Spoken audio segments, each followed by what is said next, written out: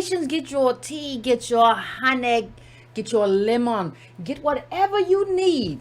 Listen, you have made it to this evening. You are doing well by my estimation. So please get whatever you need. Get your libation. So we can get through this show. Please, please, please hit the like button.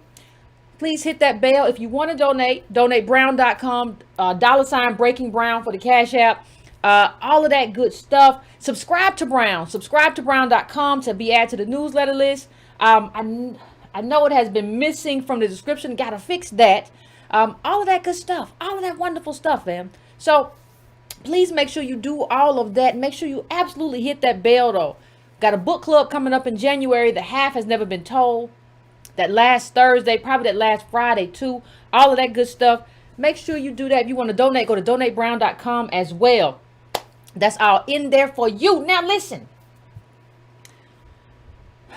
You know, one thing that I have realized, fam, is that people don't understand a lot of what we talk about here, right? So that's one thing I kind of get. It's the kind of thing I have kind of been exposed to. Get over there. What is wrong with you?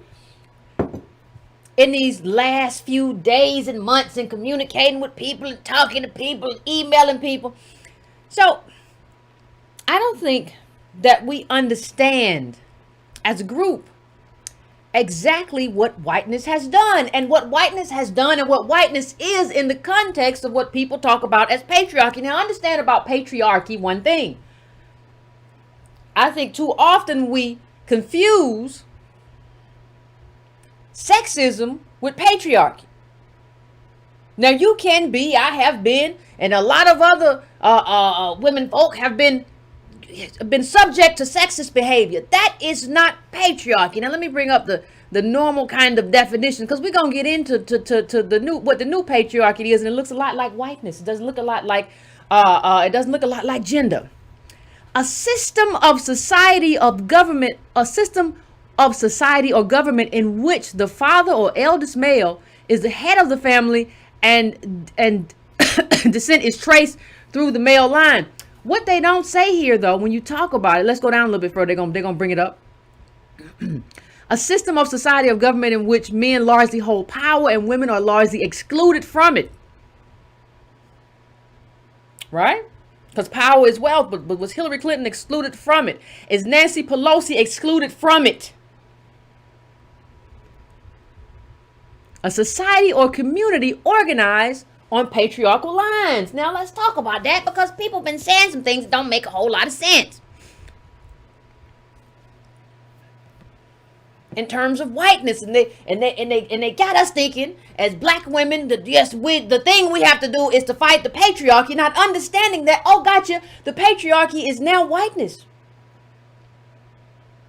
Patriarchy is not gender, but let me tell you why. Let's go through what whiteness looks like in terms of the wealth, and what ADOSness looks like in terms of, because we're the anchor that pulls down the whole blackness, right?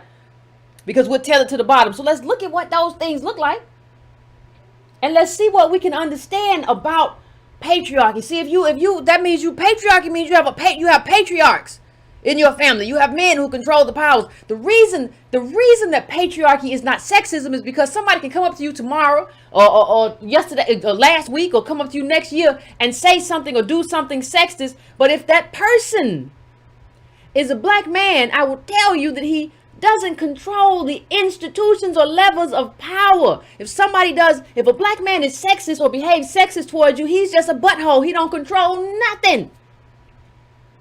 So let's just get it all straight. So let's lay it down to what whiteness looks like in terms of white wealth, because what runs America is wealth.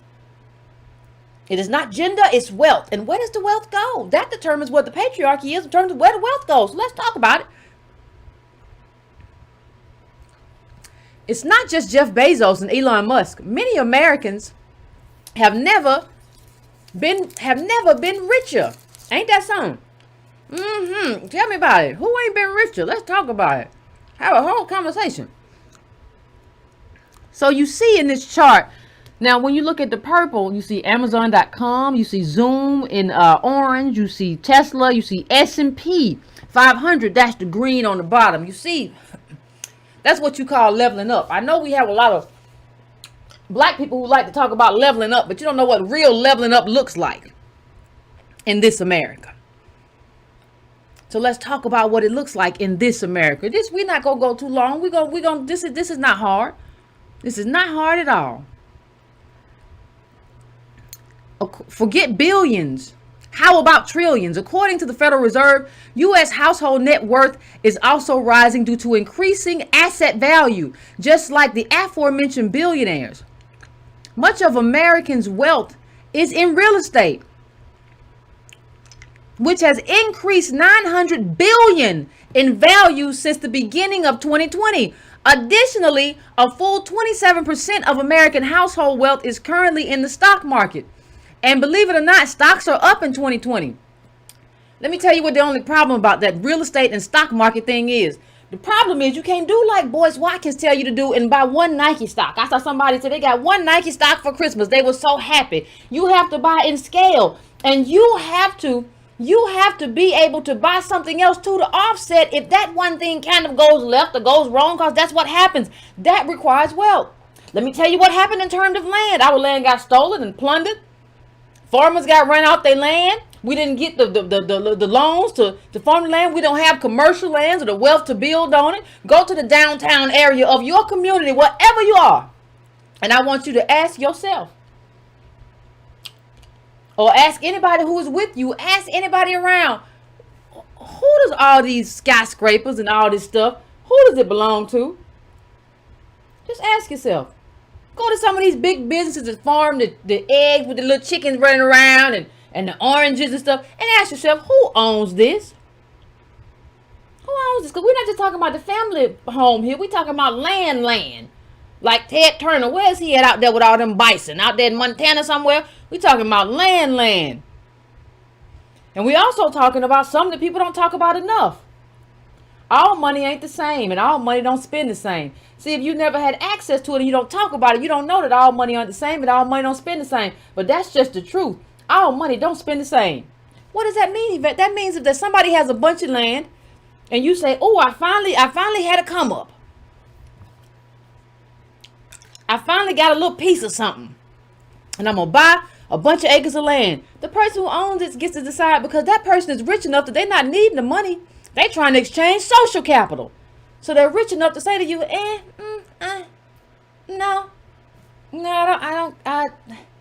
what do I get from like selling you this land? Well, I got the monies. You're supposed to sell me the land because I got the monies, right? No, that's not how it works when you level up. When you level up, they're exchanging social capital. They don't need the monies. You think they need the monies because we're so used to people needing the monies. That's not how any of this works. So you see so when you go back to this and you see how much Americans' wealth is in real estate, which has increased $900 billion in value since the beginning of 2020. Additionally, a full 27% of American household wealth is currently in the stock market. And believe it or not, stocks are up 2020. When you see that, you begin to understand what is happening in terms of the calcification of wealth and whiteness. Pandemic makes world's billionaires and their rich advisors even richer. Now, what does that mean, Yvette? They rich advisors even richer? Because part of the problem with Occupy Wall Street is they only talked about the top 1%. That's stupid. It's not just the 1%. There's a whole nother at least 20 to 30% that services that 1%. And they're doing good too. See, we had this whole idea that, oh my gosh, this pandemic is going to be an equalizer. It's going to put everybody back on the same thing. That ain't what happened. As a matter of fact, that's not usually what happens. I don't know what dumb people came and said that that's what's going to happen. It's going to equalize. Everybody who said that is stupid. Everybody who said, oh, it's going to be the great equalizer. Because, listen, every person who is wealthy or on the cusp of becoming wealthy or who has social capital knows when there is a big disruption, that's where money is made. If you don't believe me, read Plutocrats. It just is what it is. If you don't know, you don't know. And if you know, then you know. So let me go to another chart out of here just to show you what this money is looking like. Just when we talk about patriarchy, you have to give it you have to give the money a context. The money, you have to give the money a context in terms of the wealth of tech and healthcare billionaires increased with the pandemic. So you see all these people, but that's a lot of increasing in all the categories. Some just bigger than others, but that's still increase, right? That's still going up. People making money. Same similar chart here. U.S. tech billionaires dominate wealth creation this year. Look how U.S. technology dwarfs China technology. It even dwarfs retail, but they still going up. Now, who you had going backwards was U.S. diversified, U.S. industrial, stuff like that. Right? Ooh, it's a good time. If you got the money and the social capital, this is a good time. They having fun. Wealth of billionaires has increased in all major economies. You look at dark blue, that's 2019. You look at light blue, that's 2020. That top line is United States. It dwarfs China, Germany, Russia, France, India, Hong Kong, UK, and Canada and Brazil. Dwarfs everybody. Now, we live in America, so we got to live with these people and what this means. Right? I just want to give a little context before I get to the crux of what we're talking about. Because everybody said this is going to be the great equalizer. And nobody, if you don't understand something. If you don't understand wealth, if you don't understand white wealth and how it moves, you'll never understand why patriarchy in the context of discussing ABOS people is ludicrous. It is absolutely insane when you look at these numbers. Let's not stop here. Let's keep going. Right? So, we want to talk about, now this is quarter one. I want you to understand this is quarter one. Now let's go from the top to the bottom. White people making out like bandits. I'm not talking about there are small businesses, white businesses, little restaurants, but those are things that are going out of business or whatever. Right? I'm not saying that that's not happening in terms of, but let's just look at it. Distributed financial, compare with, okay, quarter one, let's go down. Hope, poop, pluck up. Stop right here. This is just quarter one. We'll go to quarter two in a second. Now you're talking about liquid wealth when you talk about where the liquid goes. Because if it's not real estate and it's not whatever, here it is. It's in corporate equities and mutual funds. Now this is quarter one. I want you to let me bring quarter two up in another. Hold on one second. I want you to look at this. Just pay close attention. Don't look off. Don't try to act like you can't see what you're seeing. I know how some of y'all do. White, 19.71 trillion liquid wealth. Black, 270 billion. Do y'all know the difference between trillion and billion? Okay. I'm going to bring these up side by side in just a second, but I think I want to. Well, let's bring it up. Let's bring it up now. Hold on a second. Well, I'll bring this one up first. This is quarter two. Why can't I get this to size right?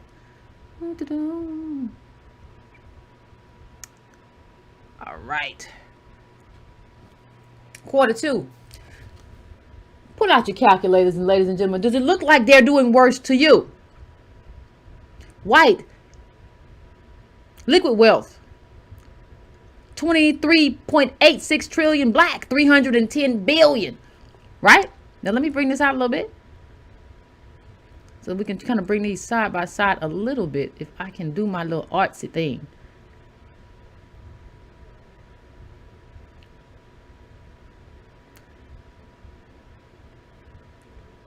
Now, ladies and gentlemen, somebody's wealth is growing. I want you to look at these two charts and just look at the bottom in terms of the numbers, in terms of white liquid wealth. You ain't gotta do nothing else. Just look at it.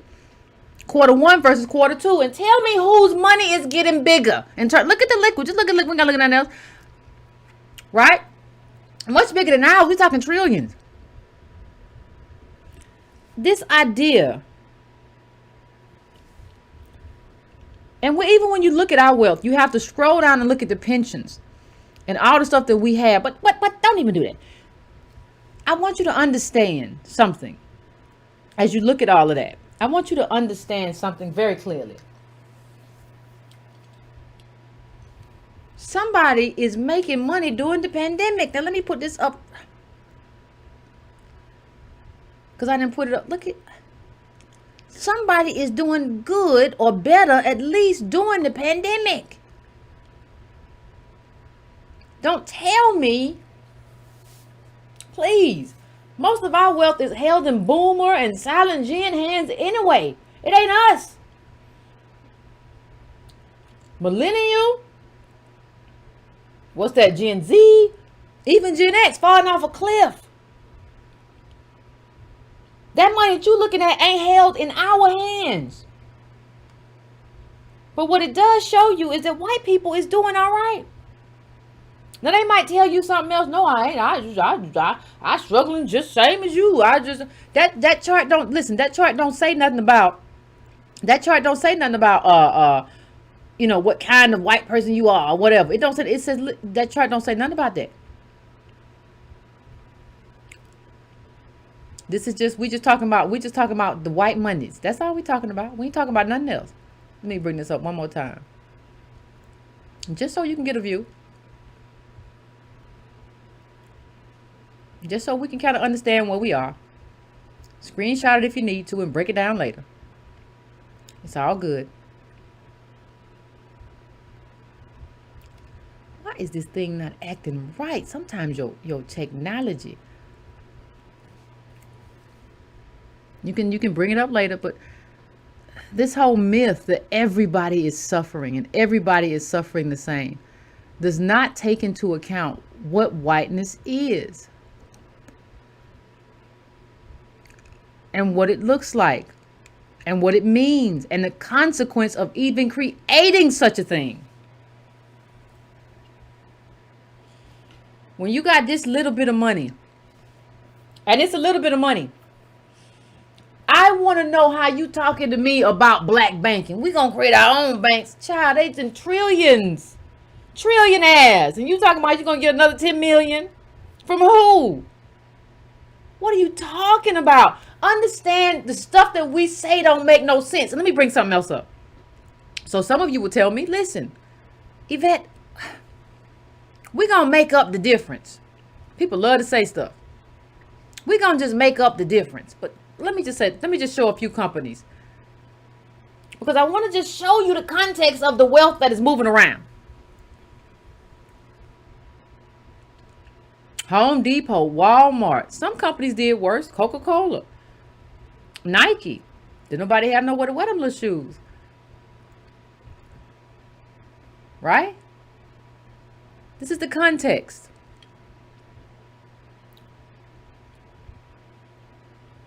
This is the context of what we're living through and what we're living in. This is not something that levels the playing field. And this pandemic is going to level everything out. That's what they said. They lied. They lie all the time. Microsoft, Adobe, Alphabet, United Health Group. Big companies are doing good.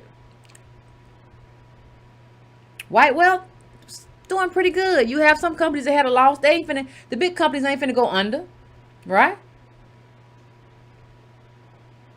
See, however, if you want to know who is still going under after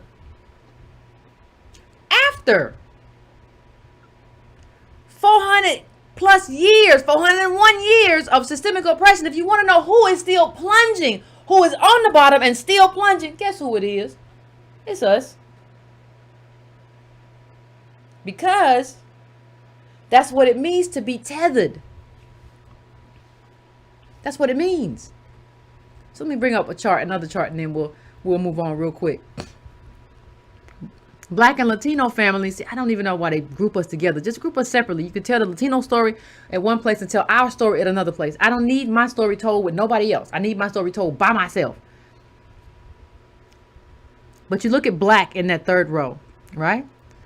Zero wealth. And the data's even worse than what you see there. Now I want to show you something else as we talk about black patriarchy.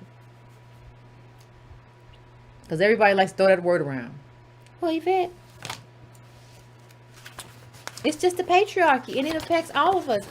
It impacts my white sister girl who I went to Wellesley with. We all is impacted. Hear me roar. I am woman. Hear me roar.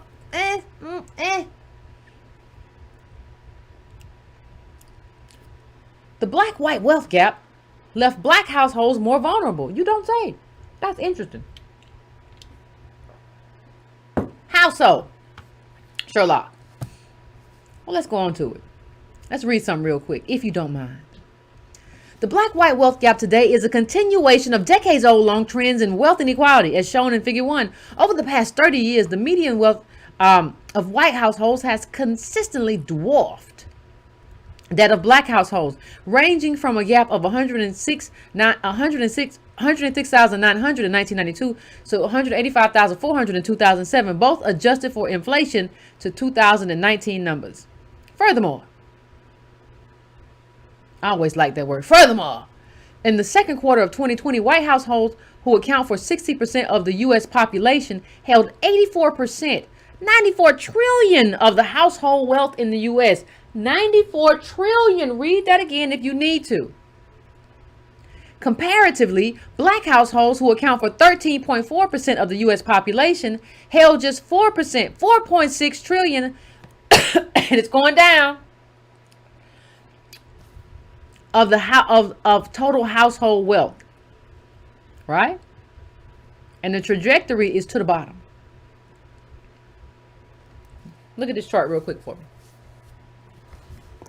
Median wealth for black and white households, 1989 to 2019. Look at blacks right down there on the bottom.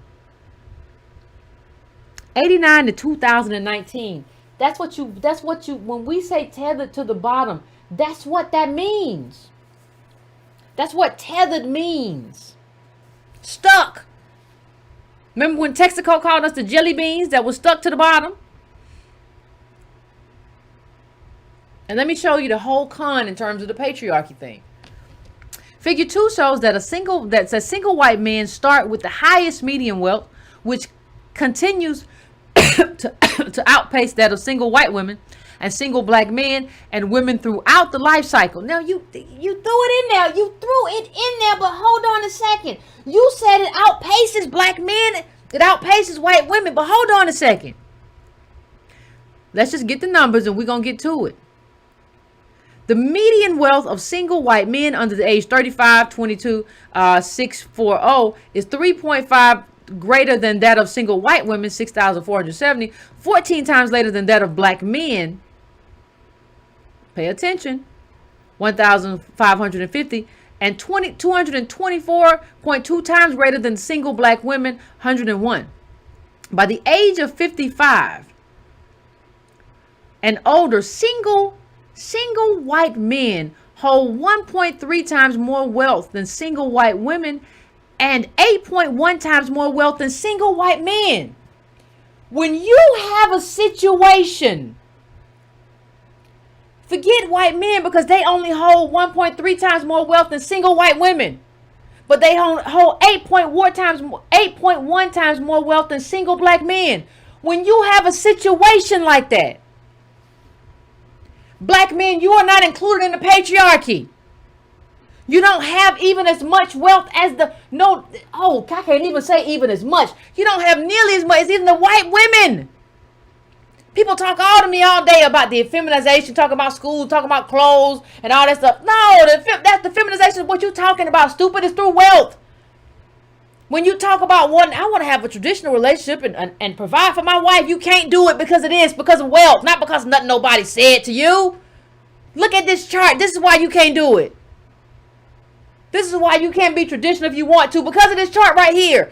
And talking about, and black women, why are y'all siding with white women? White men are only 1.3 times. They have 1.3, white men hold 1.3 times more wealth than single white women. 8.1 times more wealth than single black men. The median wealth of single black women trails slightly behind that of single black men until the age of 55, when single black women hold 40,000 in median wealth compared to single black men with 27,100. Why don't we understand what that means? And it's worse than they even say because they don't count prisoners. So if you count prisoners who aren't making anything or who are making $1 or $2 an hour, it's even worse. But what that number tells you is that the patriarchy does not apply to black men. And let me tell you something, it don't even apply to white women. Well, why, Yvette?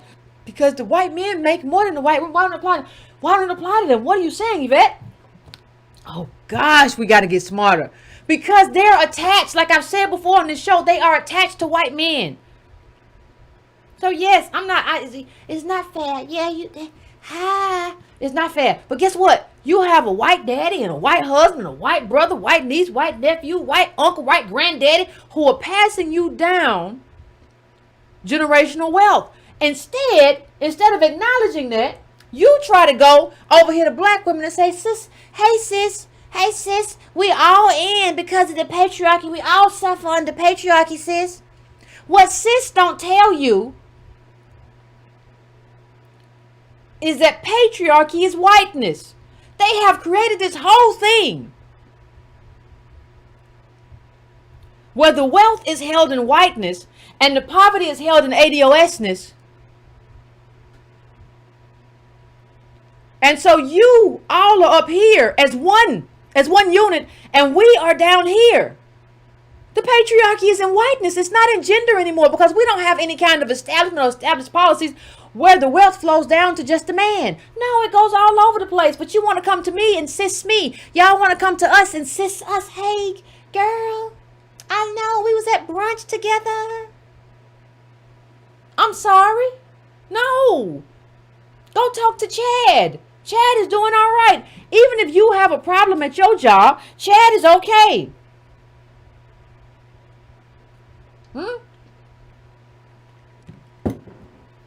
Right? He got your back. Chad do. I don't understand how we got caught up in this foolishness of patriarchy. You ain't got no patriarch in your household. In your whole community. Ain't nobody, for the most part. You got maybe one of, and they ain't even patriarchs because patriarchy requires more than one man. You can't be an aberration and be a patriarchy. In order to have a patriarchy, you will have to have black men on the level of white men. And you don't. You will have to have at least ABOS men on the level of white men in terms of wealth. And you don't. Because that would mean they control the levels of power. That would mean they control what happens and how it happens. Oh, in the driver's seat. You ain't in no driver's seat. That's no male Negro. You don't control nothing. You don't even control whether or not you go to jail. That's why you in jail. Because ain't nobody looking out for you. Or care about what you think or what you say or what you gonna do or what you did do. It's patriarchy. We're falling over a cliff. But let me tell you something else. In terms of all this patriarchy, it's Yvette, it's the patriarchy that holds us down. It's just the patriarchy. Oh, some people just need to hush. It's just, Yvette, it's the patriarchy. You just don't understand the patriarchy. Once again, ladies and gentlemen, please look at this chart for me. Median wealth among unmarried households by age, race, and gender. Who is at the top? White women, white men. Who is at the bottom? Black women, black men. It seems to me that the patriarchy is whiteness. That's the patriarchy. There is no black patriarchy. There is black acting out and black being stupid and black saying stupid stuff. There is black sexist behavior. There is no black patriarchy. All the money and the wealth and the levels of power is right there, up there in those green lines for you to see. All you got to do is look at the green.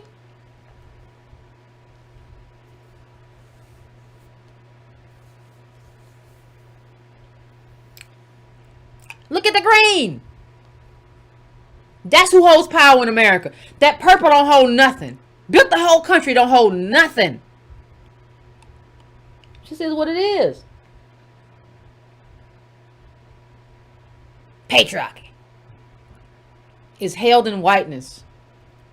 So they have kind of transmuted it from sex in terms of how it was supposed to be, in terms of money being passed down through male lines and things like that. They have changed it and made it into something else. They have made it into what they have created in terms of whiteness. They have made that into the patriarchy. So whiteness has become what used to be. And if black men were inheriting that kind of money and were doing that kind of thing and had that kind of power, we would have a black patriarchy and a white patriarchy. We don't have that. But I kind of think if that had happened, we wouldn't even have race. Because the black patriarchy would not want race and they will be able to control how race impacts certain things because they would have the same wealth or similar wealth as the white patriarchs. So we probably wouldn't even have race. Right? Some stuff just don't make no sense. And sometimes when stuff don't make no sense, you got to just be honest about this thing right here. It's stupid. Now let's go here. Expectation and receipt of inheritance. Now, why is that important in terms of patriarchy and everything else? Well, we're gonna get to it real quick. We ain't gonna take long. It's a small work, short work. Let me break something down really easy for you. What you see here is expectation of receipt. Okay, the green is white, the purple is black, and you see how we don't receive inheritance. That's what you're really seeing.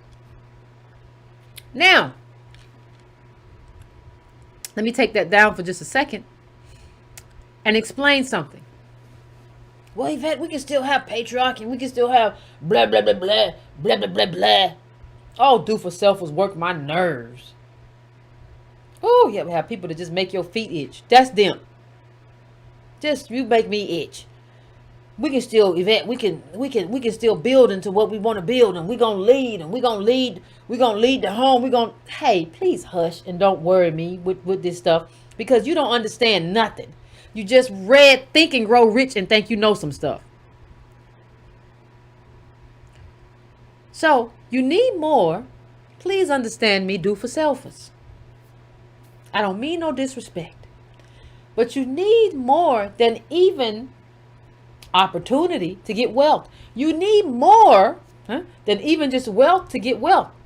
That's all an ingredient, making the wealth cake, social capital, all of that. Another thing you need, though, is you have to have time. You can't grow wealth without a certain kind of time, not just time. We don't all have the same kind of time. So stop saying that too. Well, we all got the same 24 hours in a day. That's what LLC Twitter say. LLC Twitter say that because they stupid too. I got the same 24 hours that Jeff Bezos got. I just ain't using my 24. Good enough. Blame is on me, Yvette. Oh, Dodo Bird. Listen. What you need. Let me bring this up a little bit bigger. Escaping poverty, and you are poor. You lying. You like to lie. I know you lie. I know a lot of liars. Escaping poverty requires almost 20 years with nearly nothing going wrong. Now, let me tell you something. Read that one more time for me. Escaping poverty requires almost 20 years with nearly nothing going wrong. Now, I want you to think back, fam. When you are, and I want LLC Twitter. I know y'all be in here. I see you. You know too much about the show not to watch it. How many times in your life has nothing gone wrong? I'm not talking about like just regular stuff. Let's just talk about the booms and busts of capitalism, right? The Great Recession is the most recent thing. You remember you had the S&L crisis. Now we got a pandemic. The way the system works is that you're not going to have 20 years where nearly nothing goes wrong. That's just not going to be your reality. So what that means is that the system is designed to just throw you back to zero all the time. Throw you back to zero. Throw you back to square one. That's all it's designed to do. It's not designed to help you. It's designed to throw you back to square one, because everybody is living. Remember what we just said about rate of inheritance? The thing that makes you not fall to the floor when the thing happens that disrupts stability is because you have inheritance. So what they are assuring, you got to understand me when I say this. What they are assuring is that the people that get thrown to the bottom every time you have something happen are the people who don't have inheritance, and they have assured through plunder that we are not those people. If you don't think this thing is mechanized and weaponized against us, you don't get it. You don't understand it. There are going to be multiple things that go wrong in our lifetime, which are gonna throw us down to the bottom. And we don't have anybody. And we don't have any inheritance to float us. The people who are going to float through all these problems are people with inheritance. They're not going to be LLC, Negro, Black Excellence, Twitter. It's not going to be you. It's not going to be me. The people with inheritance is this whole wealth calcification is designed. The way even capitalism is designed, people with inheritance. And then people on the left will be like, wait, that, why don't you just uproot capitalism? Like they act like you going out to get a sandwich. Listen, pay your bills. If I could say anything else to Red Rose Twitter, pay your bills. And ABOS is a bill on the ledger. Because what happens is even if you, let's just say they upend capitalism as we know it, we still on the bottom.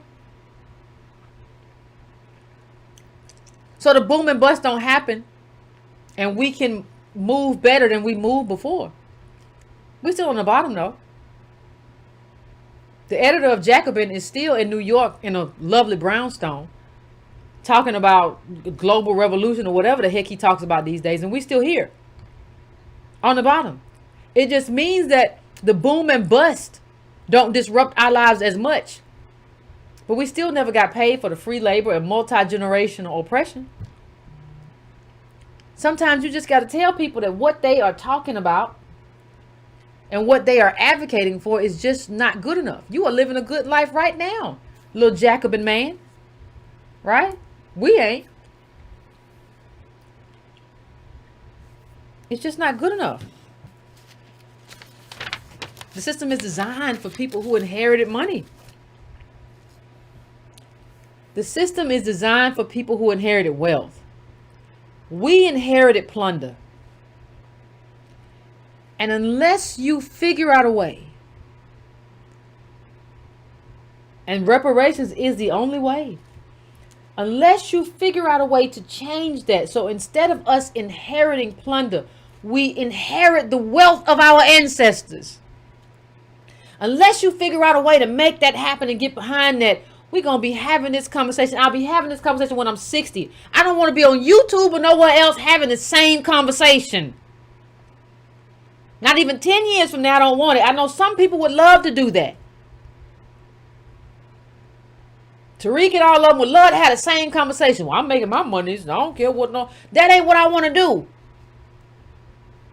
And I'm not selling no see-through flags. So I can't, that ain't none of that happening here. But what I'm saying is, you want movement for the people. You don't want just to be able to sell worthless trash. You want collective uplift. And that doesn't happen unless the people understand how this thing is made, how this thing is rooted.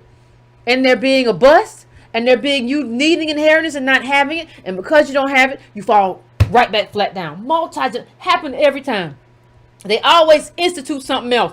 Mass incarceration was a way to just destabilize the black family. When I talk about a black family, I'm not talking about a nuclear family. We all have uncles and fathers and everybody else in our family. Hey, all those people are gone. Block, fall back down. Black codes. Guess what we're gonna do after Reconstruction too? You're not slaves technically and all that stuff. We're gonna just snatch up a bunch of people. Black codes, we're gonna put them on these work farms, and so they can't work for you. They're gonna work for us in these little illegal prison camps. Had the opportunity to do some stuff. Ploop, fall back down. Hey, guess what we're gonna do? Black people, hey, ADOS, guess what? We know y'all are free, and we promise y'all 40 acres and a mule. We promised it. We're not gonna give it no more. Ploop, back down.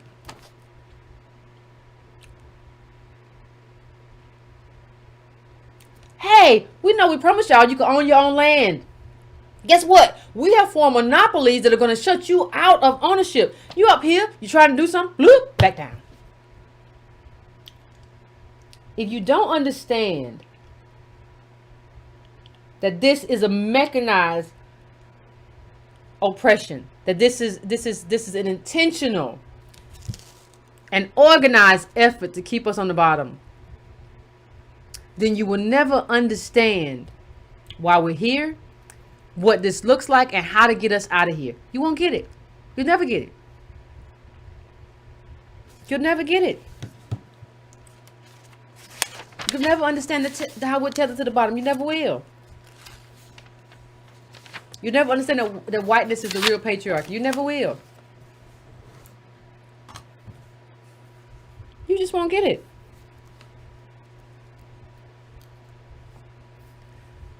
And if there's one thing that I can say, you know, and we'll end in a second. If there's one thing that I can say, though, that everybody needs to understand, please understand it. And I've said this before, but I want to say it again because repetition is key. Please understand that wealth is held in families and not gender. So you say, Yvette, what if the white woman is not married? You see, she ain't got no daddy. She ain't got no brother, no uncle, no nephew, no male cousin, nothing. That's just very odd to me. Right? And so if you don't understand that, if we don't understand that, it becomes a problem because we will get snatched up in Gloria Steinem's movement, and wasn't she in with the CIA, and think that we is in it with white women and we fighting the same fight. We ain't. We fighting a whole different fight. And we can trace it all the way back to slavery. And it ain't got nothing to do with what Becky and Chad doing over there. Our fight is our fight. Our battlefield is our battlefield. It's not nobody else's battlefield. No matter how much you and Becky have fun at brunch. It ain't. It just ain't. So anyway, fam, let me get to the cause. I want to hear what y'all got to say on the black patriarchy, the white patriarchy, and why people get so confused. It seems that people are really, really, really confused. And I don't understand it, but maybe y'all can help me out because I don't get none of it. Anyway, give me a few minutes as usual to set up the phones. And I will be right back to have the conversation.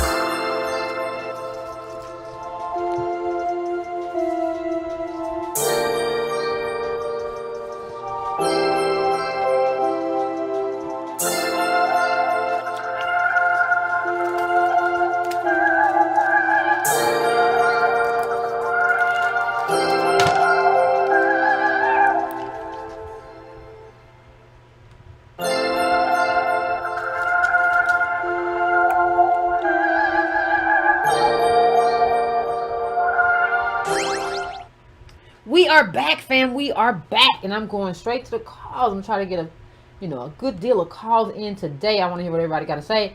I am going first to 646. I'm coming to you, 646. What is your name? Where you calling from? And what's on your mind?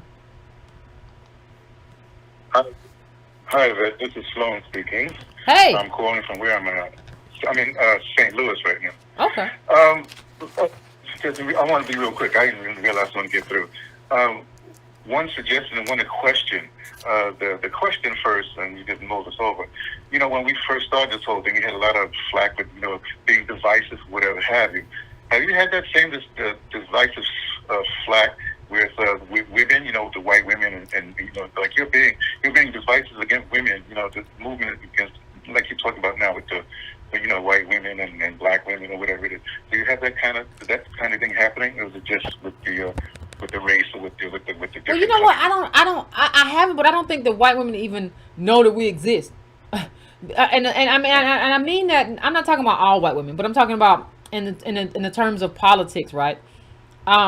Because what happened in terms of how we were treated by politics in general, we were just kind of dismissed. So nobody had to really deal with us in terms of whiteness, because Malcolm Nance and Joy Reid and the other lady, I can't remember her name, who showed up dizzy and half crazed.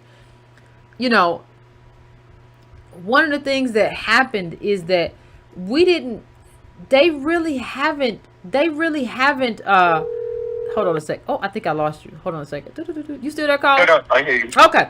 One of the hear things that I don't think we've really gotten to white women is what I'm saying. Like, I don't think we've really got to white women in terms of like really having a reckoning with them, because there are too many people around them who are black who are protecting them, and who are saying you don't got to listen to them, right? Okay, and then yes, I understand. And now a suggestion, whatever it is, or a strategy. I keep on thinking about the debt due and the rest of that stuff, and I was trying to figure out a way that we could be a situation where there's a debt due, and what we're supposed to be doing is lining up. We're supposed to be the first online to get this debt relief or whatever it is. But isn't there a way that we can even say, as they go through this HR 40, figuring that HR 40 commission out, at that same time, can't we get a debt jubilee for ABOS? Now, the reason I'm asking for a debt jubilee for ABOS, in that time period, in other words, when they put that commission in place, at the same time, they say, oh, got debt jubilee for ABOS. Now, what that automatically does, you have to identify ABOS. So basically doing two things at one time. You're getting a debt relief or a debt jubilee for ABOS. At the same time, you're identifying ABOS. So that when you get the real reparations or whatever it is, then you already have, people in line. Do you understand what I'm trying to say? Not totally. Like in terms of what is the purpose of the jubilee? Yeah, okay. There's a thing called a debt jubilee. It's the Christian thing, whatever it is. I know. I heard it. Yeah, it's in the Bible, but I'm talking about in terms of how you mean it in terms of politics. Yeah, I understand. So what happens is when they set up this commission, this HR 40 commission, whatever they set it up, and they're going to start doing this sort of work to figure out who's ABOS. Well, is there a way, or can we push for a way that there's a debt jubilee specifically for ABOS while this process is going on? Do we need that? So you identify the group. Well, I don't think. See, the thing is, I don't think it's hard to identify the group. That's always been a dodge. Like it's really not hard to find out if you're lying, because even in terms of black immigrants, the majority of them came post 1965. It was to the right of the decimal point before that. So if you can trace your line before that, 99 times out of 100, that's who you are, and it's not hard to go beyond that and like pinpoint that. It's really not hard to figure out who is ADOS and who is not. That's just kind of a dodge that people have used to make us kind of convince us of that. Okay, I'm not on that level. I'm really trying to figure out a way that ABOS can get some relief right away. And if you do that right away, then all those people, because there's a lot of ABOS people who are in their lineage, but they're not in the political sphere, and they're not in the political sphere because they don't see anything in it for them. So if they know that, hey, I got my debts or my whatever is wiped away if I can jump into this movement as a as ADOS. So as they're working on this, then I am in fact I've identified myself, and now I sort of want to throw in with this now because I have something to do. You know what I mean? I'm a part of this group. Yeah. Well, I'm gonna thank you. I'll answer you offline, caller. I appreciate you calling in, and I'll answer you offline. I don't listen. I'm not in the. I definitely think we have to work to get our message out, but I'm not in the business of just trying to promise people money so that they can get on board. Like, you're supposed to get on board for the right reasons, and a lot of y'all ain't gonna make it no way because you just too caught up in LLC Twitter or whatever old dumb stuff you're doing. And I understand that, and stay where you are. Like, just sign your waiver away or whatever the case may be. I'm not getting into that so that I can say you're gonna get this first or whatever. That's not how I want to convince you, because that still leaves me with a very weak group of people. I don't want to be with a weak. I want to be with ADOS. The people on this chat right now, the people who we talk about are leading chapters, all of our people. I want to be with that group. This is our group. We have to build a strong group. People who just show up just for money and don't understand the money and the debt and the ancestry and everything we're talking about. You're just not the best group. So we have to try to build build up from what we have, and we've always been strong, right? Capitalism or white capital, whatever, has kind of sent us like a poison pill or something. Where it's like, well, I don't know if this gonna happen. Well, I don't know if I wanna. I just kind of wanna a clobber. Shucks. I just want to live in a nice country. No, I don't. No, I'm not gonna build a jubilee for you. So, this is what it is. Anyway, I'm going to my next call. 202. What's your name? Where you calling from? What's on your mind? Hey, this is Zach from DC. Hey. I haven't called in a while, but I think this is a really interesting one. You put up a chart that showed black men's wealth changing over time by their age group. And to me, it looks like they are actually adding folks returning from prison sentences back into the population, and often, that negative wealth or zero wealth coming out of prison is causing their numbers to drop after 35 and 40. I haven't looked at it up close, but it really looks like there's a sleight of hand here going on with the numbers, and yeah. And then I think in the chat folks are talking about an inheritance, and I think we should really get clear on what inheritance is. It's extra time on the clock. You talked about time. We've talked about how you can't build wealth off of your income, but essentially what people with wealth are doing is they're living off of previous lifetimes, previous, stolen wealth, other, ADOS lifetimes that literally built that for them. Absolutely. Multiplied out exponentially, obviously, if you get into the trillions in terms of wealth.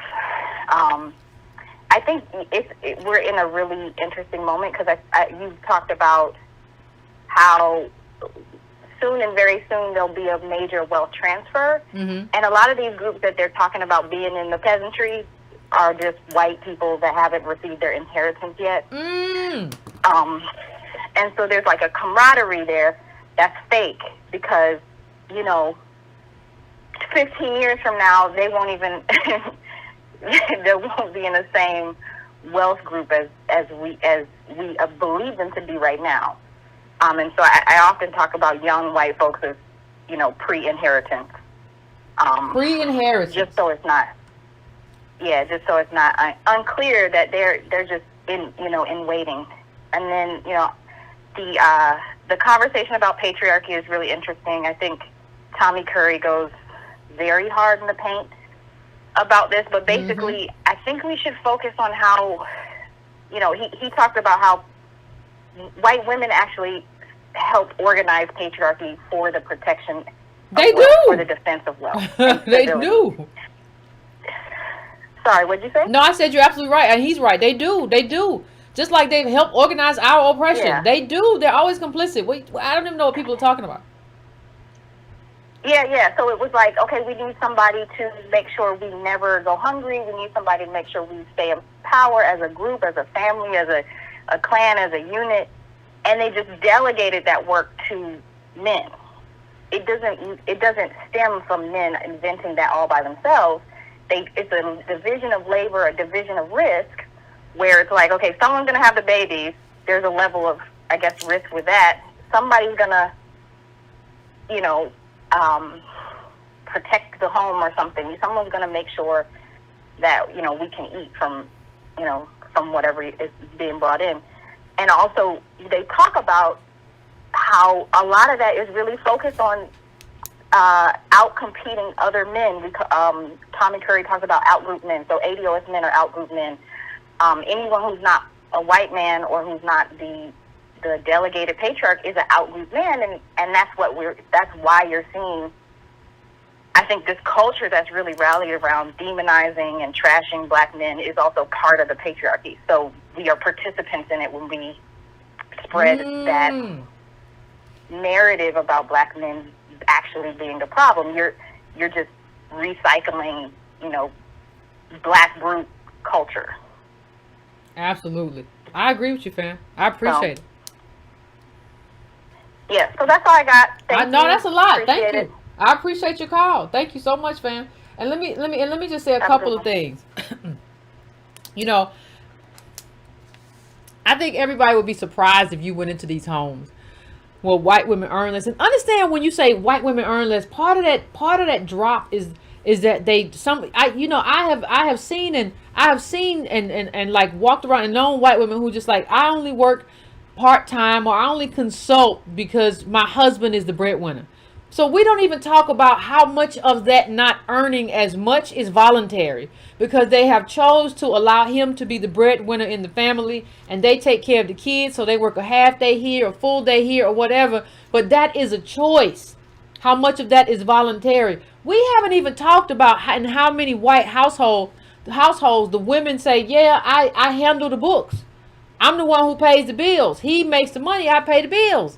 If you handling the checkbook, how is that patriarchy? Even if you only work, people don't understand how many of these women we see at the little craft stores or whatever who just work in the checkout or just doing that because they want to get out the house. And there's a man at home, a white man at home, bringing in the bulk of the money. And so, yes, when you look at her salary, she's only making like 30 or 25, whatever the case may be, for her little spending money. So, yes, she makes less than a lot, but we don't even talk about how much of that, well, they pay less or whatever. How much of that is even anchored in the fact that, yeah, we know you don't, this is your play money. And the other thing I say is this. One thing the caller said that was very important. She said, this goes beyond one lifetime. This is inheritance.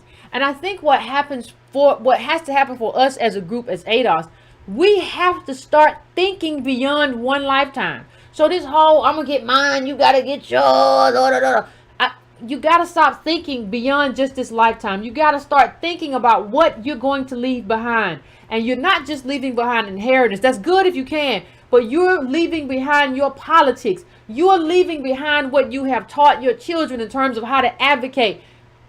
You have to think beyond just this lifetime. Because if you think about just this lifetime, you are robbing of other generations. You are stripping them. No group worth a doggone thinks about just this lifetime. Everybody has to think about multiple lines and multiple lifetimes. And if you're not thinking that, you're cheating the ADOS collective. And that's exactly what a lot of media and a lot of music has tried to teach us to do. Just think about anytime somebody says, well, I'm gonna spend everything I can and live my life because you can't take it with you. What kind of, especially if you're a parent, what kind of human are you? Because, can't take it with me. I'm gonna go get me a Harley. What? You should be positioning your kids to have some kind of inheritance as they go to set them up for the next level of life. Life ain't just about you, boo-boo. So anyway, let me go to the next caller. I'm going to 443. 443, what's your name? Where you calling from? What's on your mind? Yvette? Hey! Hi, Yvette. Hi, this is Nisi from Baltimore. How you doing? I called before. I'm doing great. How about Good. you? I'm doing pretty good. That's good. Let me just say something in response to, because hearing what the person's saying about, well, I got mine, you got yours. I'm a baby. I represent the baby boomer generation, but Okay. actually a lot of the things that you're saying, like I said when I called there before, I said I heard you speak, and I said, wow, this woman is saying things I've never heard before. And so a lot of the things that you talk about are pretty much in line with my thinking. And I've always been that way all my life. You know, I've always been the one to fight for the underdog. It's just my nature. I've always just been that way in my thinking. And I hear that a lot, but I just had to respond to that quickly. But let me just say this, in reference to what you were talking about today, and you were saying, like, we are, like, positioned differently. Like, black men, they're not, they can't be really seen as patriarchal because they really don't have them. They don't have the income. They don't have the wealth, and everything is basically, patriarchy is more of whiteness than anything else. Let me just say this: it used to be a time when I was a little girl. I remember thinking to myself, I always wanted to write that great novel. You know, I guess it could be fiction, nonfiction, whatever. But it was always the dream for me was to write that novel. That was the way for, like, if not fame, for some kind of fortune, or just a little bit of fortune, or a little piece of the pie, you know? And then when it got around to my time to doing that, when I finally achieved that, it was like I was just like knocked down, you know? It was like, wow, because then the next thing I had to face was that. That was the other thing. And then you had, like, these vanity presses come along, and then it was about they were making the money. You do all the work, and then you were paying someone else to print your book and to do all these other things. And, you know, and I can understand there's a price involved in that or everything, but it just looks like now they just steal all your work. You don't get that. And then you don't get the publicity, you know, you don't get any of those things. Oh, wow. It's all these vanity presses that come along, and they're the ones that making the money. You pay them, but like I said, you can put your book on Amazon, which is what I've done. My book is on Amazon. I finally typed it up and everything. I'm thinking, oh, wow. Okay, I did the first one. You know, the first book was a book of poetry. I did the first one, right? I went to some people, had them printed out for me and everything. So I had these books, and I sold it to people on the job and everything. So they were buying the book and all of that. And but, you know, poetry's not the biggest thing. That's the next thing you hear. Poetry's not the biggest thing. You don't have the distribution. You don't have this. You don't have that. You have to do your press release. You have to do all of these other things, and you just can't even get the backing. So you can write a book and you can put it on Amazon, but then you may not even get the placement on that. I've come to find out when I did some investigative work, I found out my book is sort of in the dungeon on YouTube. I mean, with Amazon, on YouTube. And even though I came down in price to, like, maybe $2.99, because they say, okay, bring the price down. And that way you can sell more books. Guess what? Only 2 books sold. Can you believe that? I can. It's incredible. Well, I think what you're speaking to is the fact that people always say, well, you can just do whatever. This is the new age. You can just write something and just put it out there. And I'm going to let you go, Carla, but I appreciate it. I think one of the things that you can say is that, you know, the one thing that people can always say is that, you know, we got the same 24 hours that, you know, and we can do whatever, right? And what people don't understand is these other people control everything. So when I say they control everything, they control everything. They control distribution. They control all the other levels of power. There's nothing that they do not control. So I don't understand how we, you know, in order to plug, now we should be able to plug us. We're American. We should be able to plug ourselves into anything that we need to plug ourselves into. Any kind of funnel like that, right? We can't do it though, because we have been, what do you talk about? We don't talk about how how the banks have treated us. We don't talk about how publishing, we don't talk about any of that. That's just locked out though. That's just what it is. So anyway, I'm going to my next caller. I am going now to 678. What's your name? Where you calling from? What is on your mind? Yes. Hi, Yvette. How are you? Pretty good. How are you? Oh my goodness, I am so well. We are first time callers. My name is LaRonda Nix, and when I say you are such a godsend and a blessing. Thank you. Oh my goodness, let me tell you. We've been listening to you for a while now. And my husband and I, we both have a podcast. And when I tell you that ADOS has literally been life-changing for us, and just knowing who it is that we are. And I'm emboldened to say that I am an American descendant of slavery. You know, so thank you so much.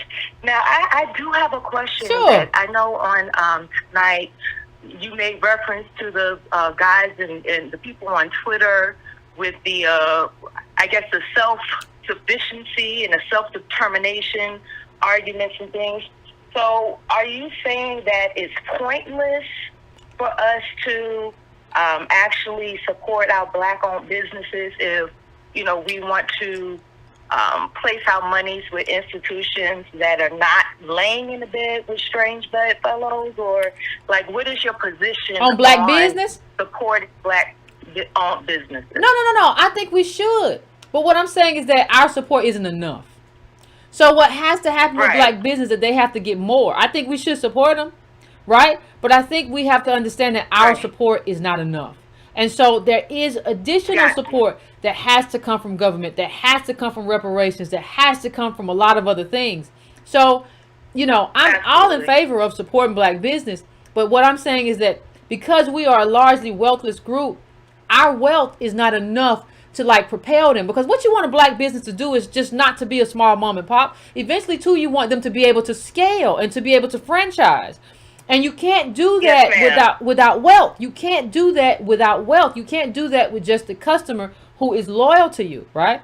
And so that's what I'm saying is that if you want the Black business to go beyond just the mom and pop, we should have I'm not talking about fast food right now, what's good for you, what's not, but I'm saying we should have these franchises. Like, what you talk about McDonald's or Kentucky Fried Chicken, I'm not talking about what they sell, everybody. I'm talking about just the fact that we don't have them lets you know that we have been shut out of wealth. And we're going to need more than just our support. Yes, we should, and I do, and we do. We should support them, but they're going to need more than that. Is what I'm saying, and that's what we have to advocate for. Hello. Yeah, I'm still here. Oh, okay, yes. And then my second question, as far as entrepreneurship, right? What's his full name? Tariq, which I don't even know what to say about him, but we were just, like I said, getting acquainted with you, your teachings and ADOS, just so we'll know how to make it, you know, to how to explain it to our family, my mom. You know, you give pause when you think of ADOS and, you know, hey, America owes a debt to us. You know, so it's like, wow, you know, most people think of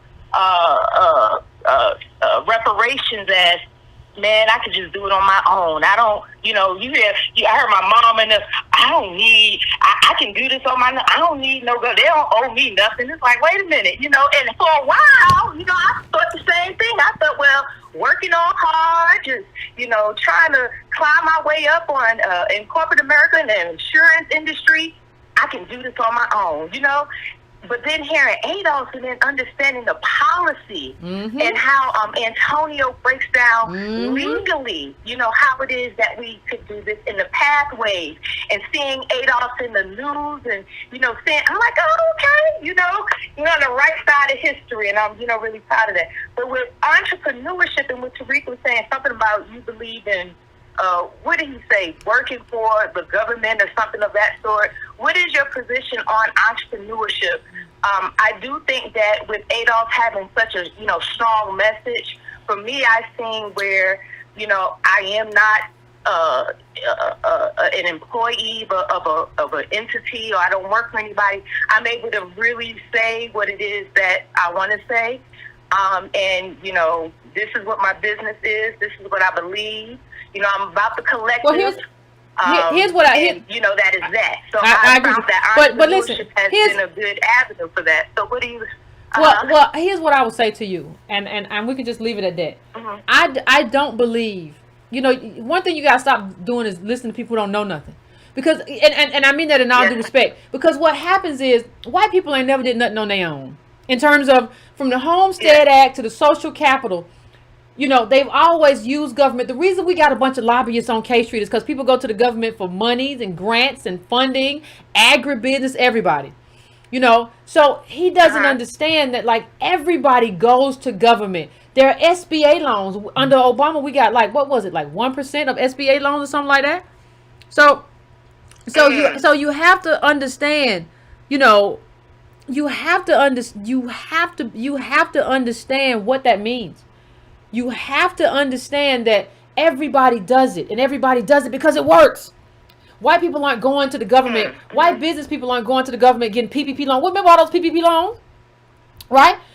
They're not going to get those loans because we don't want them. They ran and got them, right? Because they work, because they're necessary. So if you have a person who is saying we shouldn't go to the government and we pay taxes, that person is sending you on a fool's errand, because you're not going to be, nobody does it that way when they say, I'm never going to go to the government, I'm just going to use all my stuff.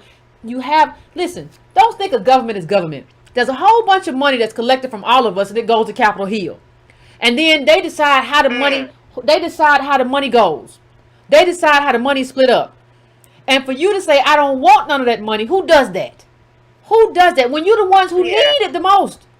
Who says, I don't want any of those subsidies? Absolutely. I agree. I agree with you totally. I was talking about that's how I used to think. But now, you know, absolutely. I was just asking as far as just being an entrepreneur, you know, you of course support and believe in Black entrepreneurship.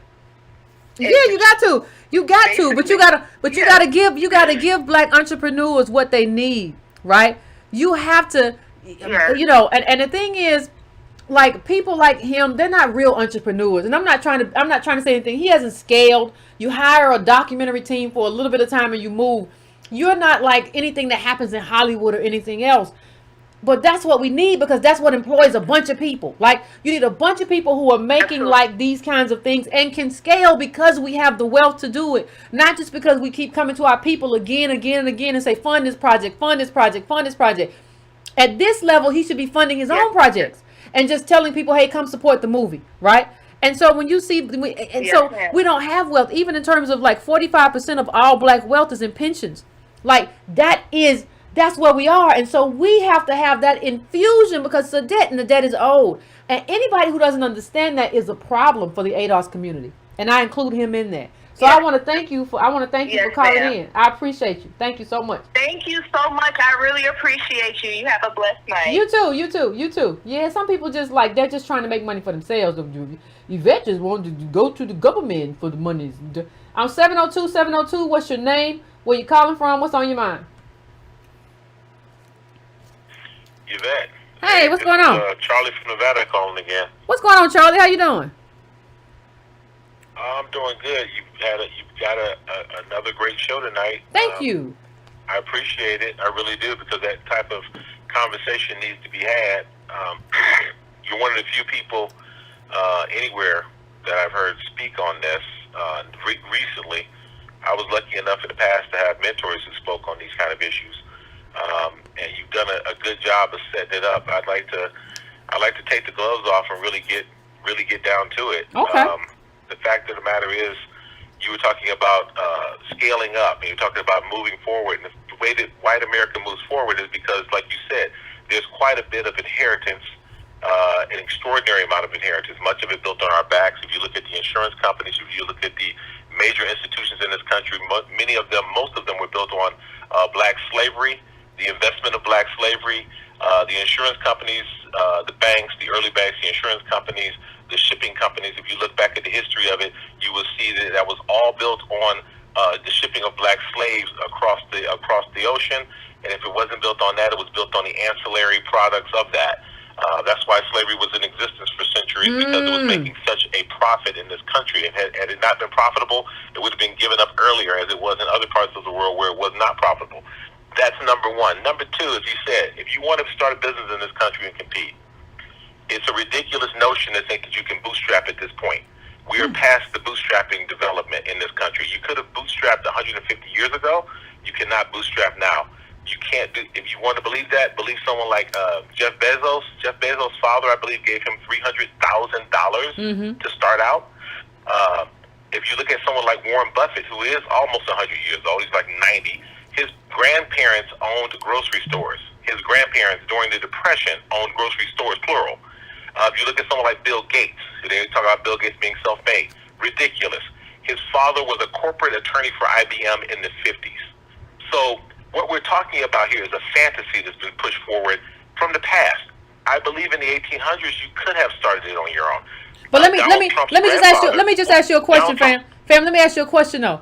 What good is starting it on your own if these people won't let you keep what you built? Right? I was getting to that part of it. That's the ugly part. I was getting to that part. When I was young, we had a window of opportunity that was given to us. It wasn't real opportunity. It was false opportunity that was given to us out of the blood sacrifices of the 60s. Now, when I grew up, in the town I grew up in, we had black restaurants, a multitude of black restaurants. We had a black bank. We had black newspapers, 2 of them. There were multiple black car dealerships. There was a black-owned television station, local television station. None of that exists now because all of those things were given an opportunity, and there were bootstrappers who did what they were able to bootstrap thing they're supposed to do. They moved forward. They attained all of those things. They were working towards them, but somehow something always happened. Somehow loans were called in. Certain laws were enforced against them that weren't enforced against other people. There were black-owned franchises. McDonald's is famous for this, and I see they're in the news again for the same thing, for putting black franchisees in bad neighborhoods. So they were doing that back then. But here's the evil part of it. McDonald's, and I will say it again, McDonald's Corporation, what they used to do at that time, because federal laws, once again the government, came in and enforced the franchise rules back in the late 60s, early 70s, forced them to open the door up to black franchise owners, to potential black franchise owners. When they came in there and bought those franchises, they were placed in poor neighborhoods, and they said, fine, those black franchise owners, they bootstrapped. They said, hey, I got my bootstraps. I finally got a boot and a strap. Let me pull it. They pulled it, and what would happen is once they made those franchises profitable, the McDonald's Corporation, I'm saying them in particular, there were others did the same thing. They would bring in standards and practices. And when you bring in standards and practices, when you own a franchise, you have to adhere to all of their rules and regulations and their policies. And if they come in there and they find out your milkshake is too loose, or your French fries aren't crispy enough, they write that up as a policy violation. Oh, wow. And they continued to do that to those black franchise owners until they ran them out and gave those franchises to white franchise owners once they had been established in those neighborhoods. This happened. It was actually a lawsuit in the 80s, from the late 70s, early 80s, by some of the franchise owners. They were bought out. They never went to trial. They were given settlements and said, sent away, because once again, we don't have resources to withstand going to court for year after year after year against major corporations because we have no inheritance. We can't win those battles. Everything that you're saying is correct. Our black banks have I don't know what it is right now, but last time I checked, it was a collective $5 billion in black banks. $5 billion with a B. White banks have over 20 trillion with a T. You cannot compete with that kind of resource allocation in one group. There's no way. You don't go to a white bank and ask for a loan to make a Amazon. You don't have that kind of in. You're not going to be respected. Have you saw the article was it last year or so with the NFL player who was I don't know if he was in Atlanta or where he was at, but he was an ex-NFL player. He had $300,000 or $400,000. He wanted to be put into the wealth management program at the bank. Okay. Remember that? I remember that. Do you remember that? Remember that story? It was a hideous story. You had a black employee at the bank who was assigned this ex-NFL player, right? Because they said, well, he's black, you go talk to him. You can talk that lingo. And he didn't care. The black, I forget, he was a wealth management assistant or whatever. He didn't care. He was happy about it because he said, hey, great, I can team up with this wealthy black man and we can make something happen. He went over to him. He told him what was available to him as someone with over $250,000 in the bank, what was available to him, the programs he could be involved in, all the investment opportunities he had, and he was going to set it up. He went to his white boss. His white boss said, we're not doing that. He said, what do you mean? He said, said, well, we don't do that. We just, you know what? He's a big black guy. I don't know if we, I don't know. He's kind of scary. Literally, we know this is true because he recorded it. The clerk, not a clerk, I don't want to call him a clerk, but the wealth management assistant or wealth management officer, the black wealth management officer, recorded the conversation, and he took it public, and it was true. It all happened, and it was like he said, this wasn't the first time this had happened. Earlier, there had been a black woman who had inherited money. Her husband had died. She'd inherited some money, and she too wanted to go into wealth management because they offer that at the bank. I think it was Chase. They offer that program. So she went in there and said, hey, I have this money. I've inherited it because my husband died. I need somebody to manage this for me because I don't know how. He said his boss, the same racist boss, said, you know what? She inherited that money. She'll lose that money. That's what they do. Ooh, I don't remember that part. Woo! Yes. And the black executive said, well, wait a minute. How is she going to be able to manage this money if we don't do it? This is what we do every day. People inherit money, and we manage it for them. Yeah. Yeah, but when black people inherit money, it's different. They want to spend it on fancy things and stuff like that. He told this to a black executive to his face. This is why he started recording their conversations. So when you exist in a system like that, when you have to play at a level of trillions of dollars and all you have are billions, when you have people in a system that won't allow you to behave and move as they move, see, I had this argument with people all my life. They said, well, you got to go out there, you got to make things work. I can't do that. When I go to the store and something costs $10, I don't get a black discount and say it's $3. I have to bring $10 to the table. You do. So if you live here, you have to play by the same rules. And one of the rules is inheritance. And the inheritance comes from us. That's why when you brought this thing up about reparations, you and Tone started this about reparations, I told people, absolutely correct. That money is our money. That money was generated by the blood of my ancestors. I'm a descendant of those people. And that money is owed to me. I can go down to places in the South that have my family name on it. The name that was given to my family, well, let me take that back. It is my family's name because I have the blood not only of the enslaved, but the slaver running through me. So that money is mine. That money is mine just as much as it is the people who were given it legally, quote unquote. Mm-hmm. So that money is mine and yours. Absolutely. If you own one of these, if you possess one of these right names, and you come from one of these regions where you were owned and probably inbred with them forcibly, then this money is also yours. Not only, not some of it. I say all of it. If you really want to talk morally, all of it's yours. Yes. Because that's where it came from. Absolutely. That's where it came from. So we're talking about this. We need to stop being polite. We want to be polite with these people. That was the one thing that everyone loved about Malcolm. Malcolm said all that sweet talk will get you nowhere. And he was absolutely right. Because sweet talking these people is a ridiculous notion. It is the most ridiculous thing in the world. When someone is sitting in front of you, my grandmother, and one reason why I speak like this and think this way is because of my grandmother. She was a beautiful woman, and she told me, she used to sit there because her children were boomers. I am right at the end of the baby boom.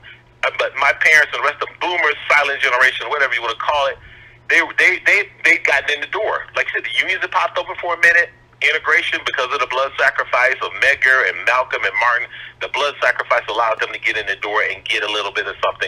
So they looked at her as being an anachronism. She was someone talking crazy about how these white people are, this and that, blah, blah, blah. Well, they were able to move in a white world, go downtown and get a job at City Hall, do this, work at the bank, work at the hospital. And my grandmother always looked at me and she would say these things, and I would say, yeah, I see exactly what you're talking about, because the worm was beginning to turn. I could see that white people were beginning to get angry about black access. We were beginning to integrate, and they did not like that. And so I saw exactly what she was talking about. She'd sit there and she'd smile at me because she knew that I understood. And she'd also say, one thing I will never forget, I will take to my grave, because she's my grandmother and I still love that woman. She is looking down on me now, and I know what she would say. She looked at me and she said, boy, this man used to make me walk in the dirt rather than walk on the sidewalk when they passed by. This man used to have me in his house and have me picking up his dirty underwear and socks so I can make money to feed my children. She said, this man will never change. You believe that? I don't care what he tells you or what he does, he will never change.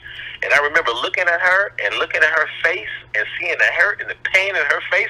And I don't know. I know a lot of people, unfortunately, do not have grandparents who are real. They need that because this is a very real thing. These people did this, and they know it. See, that's the thing. They claim all this ignorance. No, they know it.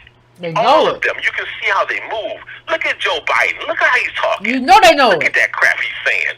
Mm-hmm. This No, is they know ridiculous. They know These it. people know what they're doing, and they know what they've done. And the thing is, you have to hold them accountable. You have to hold them accountable for this. And that's the only way we're going to move forward, is to hold them accountable, be unapologetic. What did Malcolm say? Be unapologetically in their face. You're going to have to do that, because all this sweet talk and moving around and, oh, we can work with you, do this, that don't work. We done tried this for hundreds and hundreds of years. Been there, done that, fam. It does not work. Thank you, fam. Been there, done that. I appreciate you. You done said a word. Every time you call in, you say a whole word. I appreciate you. Ooh, but you're right. We done been there and done that. You have a good night. You too. You too. I appreciate that. We done been there. Yep. And we done all of what he said. And we have moved on, and we are outside of it now. Woo-wee, he was on. Oh, we got a lot of calls in the queue today, but he was on point. I sure do appreciate it.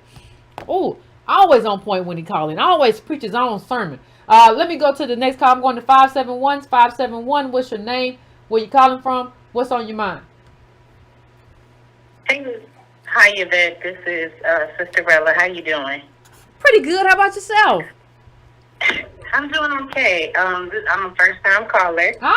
And the show is awesome. It's always awesome. Thank you. I wanted to kind of just circle back maybe to the beginning when you were talking about patriarchy.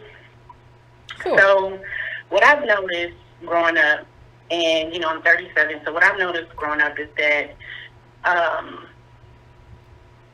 the Europeans have been able to, not just Europeans, but they've actually set the stage for the ability to maneuver in this country freely without repercussion. And when you look at the different communities, so growing up in the mud and then living where I'm living now in the DMV area, in the suburbs, I've noticed that they don't allow a lot of us, ADOS, to get into politics or to get into positions of power. And so when we talk about patriarchy, it's kind of like the cookie cutter women's suffrage movement, when they use the struggle or death of us to maneuver into positions and get into Black communities and get into positions to become the savior and to keep that image going, so that they make us feel as if because we are at the bottom that we actually can't save each other, and that we can't kind of collectively come together long enough because of a lot of indifferences, miseducation, and things like that to understand what's happening. So what I've noticed is that you'll see them working in Black communities, gentrifying them, but you can't really come out to the suburbs and gentrify the suburbs. You can't get into the different areas of politics or the school system. It's always a fight, a huge fight. And if you start to maneuver in that area where money is, especially with churches, if you notice, if you look at the scheme of the church, everything is centered around white patriarchy. You always have an issue where they'll prop up maybe other Black people who will be like, no, we have to be there for everybody, but then you won't get that in return. So then we're left scrambling around, fighting, and then next thing you know, they didn't run off with the bag because we didn't give all the money away, or the little money that we've had. So I've noticed that.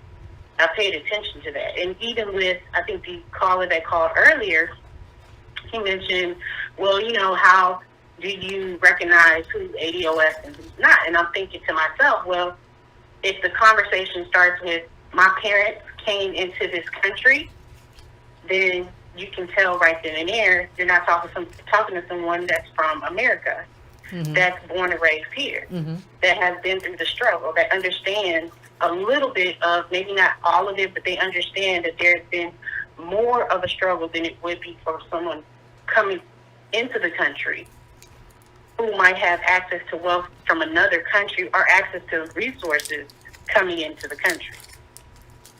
And we don't talk about that either. So when they get here, I feel like they have the ability to adapt to white patriarchy faster than we do because we're at the bottom. Well, So because they've had some access to a patriarchy somewhere else, right? We've never really had access to patriarchy. So no, because we haven't, but I feel like others. Yeah, they've had do because when they. come. But I think Like, what you're saying is because they've had They come from, like, if you come from a patriarchal system, it's easier for you to come maybe and adapt to it. Whereas we've never had access, right? And we don't have access. So even if they plug us, I mean, come on. So I understand. I think I understand some of what you're saying. Right. So I just think that that's what you mentioned earlier, especially about paying attention on how we actually move collectively is very important. But it's also important to make sure that we're also getting all the information. And that's what I love, about you, Tone, and everyone that's really just putting the information out there to just guide, especially us, the young people, because we need it. We really do. I thank you, fam. I appreciate you. Thank you so much for calling in. Thank you so much. I appreciate you. You too. God bless. Thank you. You too, fam. Let me go to my next call. I'm going to 804. 804, what's your name? Where you calling from? What's on your mind? My name is Benita, and I'm calling from Richmond, and I just want to tell you that I'm really enjoying the show. And I guess my comment is, I feel like the de facto of whiteness is the permanency of racism. I mean, as long as we kind of, without reparations, it's just a futile fight. And I think if we don't realize that, then we will just continue to incur the mental stress and everything that goes along with it. And what disturbs me is, even with the mention of reparations, is I hear this term, they need to give us reparations. I'm thinking, oh my God, that's just as backwards as too much. They're not giving us anything. We are owed reparations. So there's so much miseducation that is out here, even on the topic of reparations, that people can even to have it come out of the mouths of people to say, well, they need to give us reparations. They're giving us reparations. Yeah. And so I just wanted to say thank you for your show that constantly educates and informs us about what our position really is. And I know I hear a lot of people talk about collective economics, group economics, and I would always say, y'all, these people have trillions of dollars. There is no competition here. This is a setup. It cannot be won, and it's not a defeatist attitude. It's just about facing reality of what you're having to deal with and what the real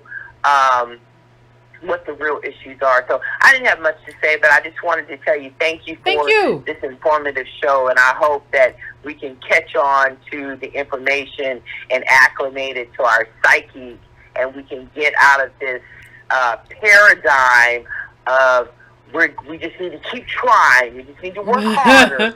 It's what it is. It's a little wheel. It's pull ourselves up by our bootstraps. We can do better. It has nothing to do with any of that. So I just thank you for this point of reality. Thank you. I appreciate it. We got to live in reality. We be living in our minds. So I appreciate you for the path that you're on, because too many of us live in our own heads and in our imagination. I'm on the road. Remember y'all that show a long time ago? I'm on Millionaire Road. Don't bother me. Don't look at me. Don't touch me. I'm on Millionaire Road. We got to clean up this neighborhood. No. I ain't going to be here long. I'm not going to do no politics. I'm going to be Jay-Z next week. Don't bother me. No, we got to get off of that. I'm going now to 718. 718, what's your name? Where you calling from? What's on your mind? How's it going, Yvette? This is Corey calling out of Honolulu, Waikiki. Hey, Honolulu, what's going on with you? Hey, how's it going? Pretty good. I wanted to touch on with one of the callers. Well, I got a lot to say, but one of the callers earlier spoke on, a lot of the hostility that we face when we move into these neighborhoods, into these areas, and I can actually personally attest to that. I'm like a young black male under 30. I have a condo out here in Waikiki Beach, and I've had a lot of racial issues myself. So I think that when we look at racism and we talk about racism like supremacy, I don't think we're looking at it seriously. We're not looking at it from a psychological perspective, and that no matter what we do, no matter the proximity that we have to whiteness, no matter how many white friends we have or how many brunches we go to, or how we try to capitulate to their ideology, at the end of the day, they view us collectively as the enemy. And I'm not really sure why we haven't grasped this basic concept after hundreds and hundreds of years. The caller before, he talked about where you need grandparents to kind of show you. And really, I don't think you need grandparents. I don't think you need anybody who's older. I think you can look at the last year, the last 5 years, and what's going on. And I just don't, Dr. Joy DeGroy, she talks about post-traumatic slave syndrome and just the mental, stress that we're under. And I think that a lot of us are just, like you were saying, we're just not living in reality. It seems like a lot of us are really confused, and a lot of us are not really concerned with what's going on. And really, I can't speak to it, but there's just a lot of irrationality that I see coming from our people. I mean, just like, for example, like you were talking about earlier, the whole idea of just this black patriarchy existing, and yet you have black men being murdered at rates of, I don't even know the numbers, but it's higher than any other group. So for that dichotomy to exist, where you have, a lot of feminists and womanists and people who might have picked up the black macho or whatever bell hooks is written, and think that all of a sudden that because they might have been in a situation where, things might not have worked out with the dude they might have wanted to be with, now there's the system of patriarchy. To me, I mean, what kind of, because we're not only are we facing a war on the economic side, but we're facing a culture war. And it seems like we're losing the culture war, particularly because we're sending our kids to these institutions that are miseducating them, teaching them this feminist theory. That's well, let me just push back a little bit. Like, I kind of push back on when people say, well, we're sending our kids to these schools. Most schools, first of all, my first question would be, where are we going to send them? Right? And I'm not talking about if one person's at home and y'all got a homeschooling community. We all know, let's not play games with each other. We all know that's not the case for most ADOS, right? They don't live in homeschooling communities, right? The second thing I would say is, if you don't like, and I'll leave it at that, and I appreciate you for calling in, Carl. I want to try to get to one more. But if you don't like the school, most schools they democratically elect their school board. And so the question I would have, instead of like, oh, they teach them blah blah blah blah, I would ask, if you have a child, how involved are you in like the election of the school board or the selection of the school board? But most times it's democratically elected. How involved are you in that? See, and I don't know this gentleman's whether or not he is, and I'm not saying anything about him, but a lot of times people just like to, like, as general, not in terms of him in particular. It just made me think of something else. In terms of, a lot of times what we like to do is talk about everything we don't like and say, well, we just got to do it ourselves and not send our kids to these schools and teach blah blah blah. But how involved are you in the school board or in protesting a curriculum that you don't like for your child? How involved are you in that process? It can't just be you calling into the show. If you have a child and you have a problem, or the curriculum is inaccurate, or you think it's problematic, my question would be to everyone, how involved are you in the process of getting that curriculum removed? How involved are you in getting a member of the school board who is supporting something you don't like? How involved are you in getting that person removed? And that's politics. That's all politics. People say, we don't need politics. Yes, you do, because your kid is in the school, right? And you said you don't like what they're teaching, so you need politics. I'm going to go to, I'm going to probably my last call, 317. What's your name, where you calling from, and what is on your mind? I may go to one more call after 317. What's going on? Hi. Hey, how you doing? From Indianapolis. How are you? How you doing today? Pretty you good. were on fire earlier. Thank you. I felt like on sneeze, on cough, but it's all right. I know you've had a long call night, and people have been quite chatty about several subjects. And I find that I have a little list myself. Okay. I guess the first thing I want to talk about is white people. Because we talk about white people as though they're this amorphous group. And really, they're not. And I think it's important to understand how they're different. Because I think the way that we talk about them makes us aim at the wrong target.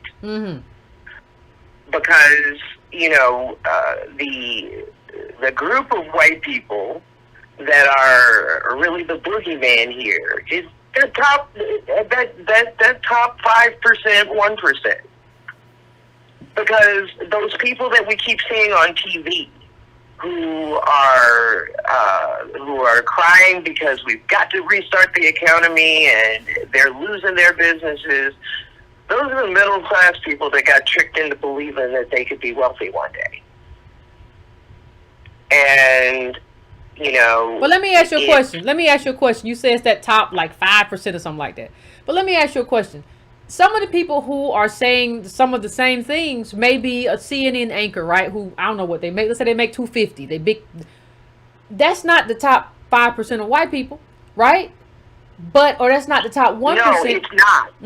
But that's why they're problematic. Okay. They're problematic because they believe a Horatio Alger story that they're eventually going to be those people, and they're never going to be those people. But let me ask you this. Do you think whoever, I don't even watch enough regular news, but do you think like some of those anchors really believe that, or do you think this? And this is kind of what I think. I don't think that the anchor believes they're going to be the top 1%. But I think they know that they can have a comfortable life so long as they don't anger the top 1 or 5%, right? I think a lot of them understand that their role is to be the top 10 or the top 20 or even the top 30, and they'll have a comfortable life as long as they don't shake up life for the people at the very top. I'm going to have to agree with that mostly. And I think everybody underneath those people knows that their job is to not make them mad, even us on the bottom. But the thing is that we exist, so those people between us and the 1% have somebody to feel good about when things don't go right. That's the whole reason we exist. Because no matter how bad things get for them, they're always able to say, well, at least I'm not black. Yeah. And that's the whole reason we exist. And so we have these different levels of people that have downward pressure on us. But in terms of who's responsible for it, it's those people at the top. And those people in the middle are kept placated by our existence. Well, I think we're here for two reasons. So like they can say like what you said, I'm not black. And I think we're here to like, the failure has to go somewhere. That's just the way capitalism works, right? So the nuclear plant has to go in somebody's neighborhood. And somebody has to have the predator loan so that white capital can just make a bunch of money real quick. And so I think that's part of the reason we're here too. But I agree with you. Like you have to have, even if white people don't have money. I mean, I think that's both. I think both of those issues go together. That the failure does have to go somewhere. The environmental terrorism has to go somewhere. Yep. And if it's in your middle class areas, then that's how you treating me here. That's you know, true. and we have another problem that's unique to our time, which is the Citizens United issue. True. That now you have these corporations which protect the individuals who are creating the crimes, because you can't send a corporation to jail. Mm-hmm. And so the fines that they are paying are just the cost of doing business, and in relationship to the income that they're netting, it's a pittance. So they don't mind paying it. Mm-hmm. You know, and so you have these, because before, these large companies were all owned by individuals. Even when they were corporate, it still came down to individuals before Citizens United. Yeah. And once you have Citizens United, all of those individuals are protected. Mm. I absolutely, And, I you hear know, you. Mm-hmm. Absolutely agree. There's a lot to it. Yeah. You know, and so, you know, white people have kind of indemnified themselves into American capitalism. Mm-hmm. Mm-hmm. And we're the runoff. The runoff. And so, you know, yeah, you know, Yeah. we're the That's runoff awesome. in terms of where all the toxic waste goes. We're the runoff in terms of we live where nobody else wants to live. Mm-hmm. And those property values, you know, because it's interesting if you look at the movement of people, right? So take St. Louis for an example. A lot, the very large project that was originally built in downtown St. Louis wasn't built for black people. It was built for middle-class white people, because they were expecting a huge influx of industry Mm-hmm. that never came. Mm-hmm. And so they didn't complete building it. They only got like 75% through the first phase. And so then you end up not moving the white people, the poor white people who were living in buildings that was on very valuable property out into that other area. Yeah. So instead they shift the black people down there. So now that black people are down there, suddenly the property values around there plummet. Nobody wants to be there, and they start moving out. Mm-hmm. So you see the GM plant move from in St. Louis out to Wentzville, which is some 50. I think Wentzville is about 25 miles away from downtown St. Louis, which you can't get there because there's no bus service that goes there. If you don't have a car, you're not working for GM. Exactly. Whereas Exactly. Well, and that's a lot of places like that. Louis. It's a lot of places like that. If you like, I think who was it? Irving said that, like, you know, we have so little wealth that one thing that stresses us out is, like, in terms of ADOS is just like an engine light coming on, because that car is necessary to everything in your life. And that's one of the things they've done, at least in Georgia too, in terms of making sure transport, in terms of public transport, only goes so many places, only goes so far. And if you're not on that line, you're not on that line. But I'm gonna let you finish up, fam, and then I'm gonna move on. Right. And so, I guess my point about the white people thing is just that I feel like the way that we talk about them keeps us off the mark in terms of being laser focused at really who's making those decisions, who's originally telling the lie versus who's repeating the lie.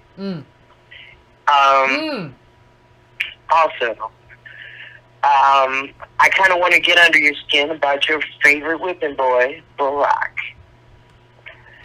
As long as we can keep it quick. I was wondering, when you talk about Barack you very accurately depict his lineage and how it affects his perspective, right? And I've got no problem with that. The problem that I have with it, though, is the thing that you never talk about, which is, how come Michelle, who is ABOS, hasn't modified his perspective? Well, I'll answer that. I will answer that. I'll answer that after the call. I'll let you go, but I let you go because I want to try to get one more caller in here if I can. Listen, Michelle hit the lottery, and so she became complicit in the con. That's it. She hit the lottery. She knew the man she married. You want to get married. You want to have little kids who he attractive and he do XYZ and whatever. Michelle knew what she did. She was complicit because she hit the lotto.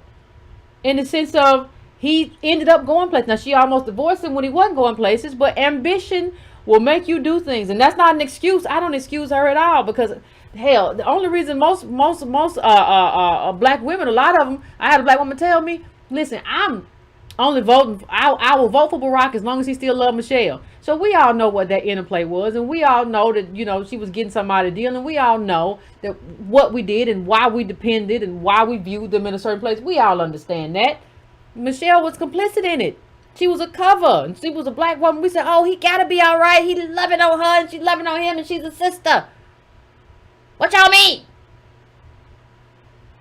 So I'm going to go to my last call, 770. What's your name? Where you calling from? What's on your mind?